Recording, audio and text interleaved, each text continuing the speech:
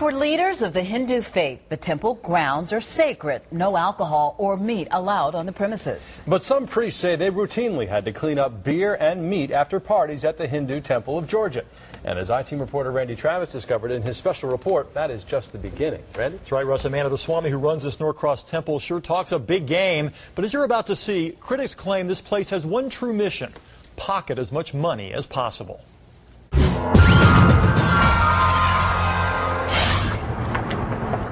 Before you enter the Hindu Temple of Georgia, you must leave your shoes outside.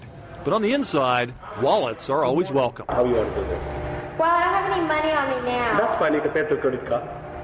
The I-Team took a hidden camera inside this Norcross temple to ask about renting the huge auditorium for a family reunion.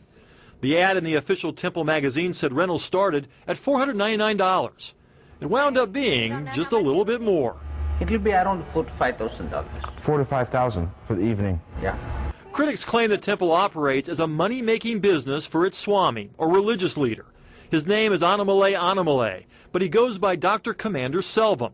He drives expensive cars, lives in a heavily mortgaged million-dollar mansion, and charges thousands of dollars to help people overcome life's biggest problems by selling prayers or pujas over the telephone. But even some of his priests are now giving Dr. Commander a new title: King of Greed. If a person comes to the temple, his first motive is how to get money from that guy. These two priests once worked at the Hindu Temple of Georgia. They came from India last year, excited with the chance to work with a holy man. The excitement quickly evaporated. He is self-proclaimed.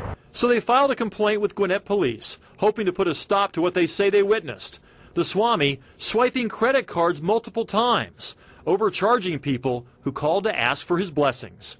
But the worst insult for these priests, they say they had to clean up meat and alcohol left over from non-Hindu parties inside the temple auditorium.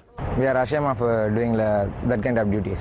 Meat and alcohol are serious issues among most Hindus, especially in a temple. Temple should be free of all these things.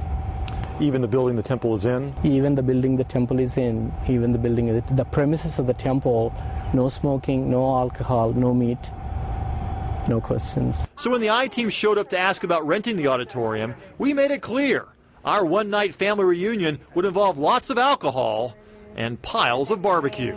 Could we cook it outside and bring it in, or? You can cook it outside and you can bring Okay. it. But we didn't just ask the temple's chief priest, Sharma.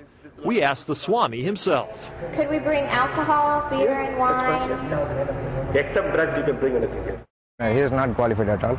Dr. Commander would not return our phone calls, but instead the next day signs reading "Hindus Only Allowed" suddenly appeared at the entrance to his Norcross temple.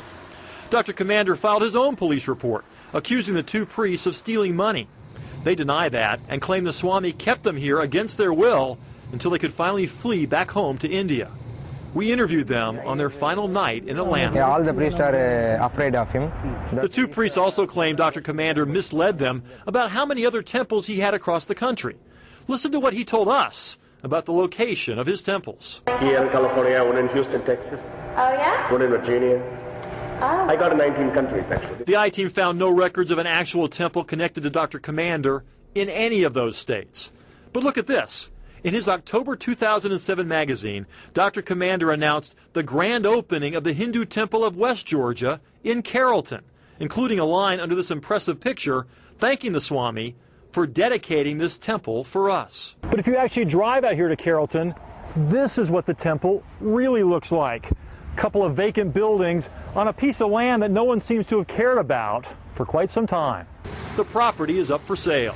In fact, Dr. Commander ran an ad in his magazine listing the Carrollton land for sale at the same time he was announcing the supposed grand opening of the temple here.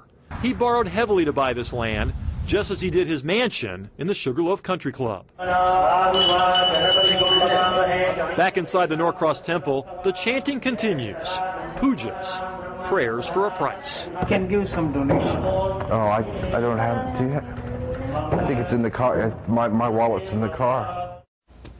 And that was a good decision. Now I want to show you what one follower says she got from Dr. Commander. She had severe stomach pain, so she says he sent her this: sand taken from a cobra's pit while he says the cobra was still in there. Now, she was supposed to rub the sand on her stomach twice a week with a wet cloth, then rub some of this stuff. I'm not quite sure what this is. It's sort of jelly material here.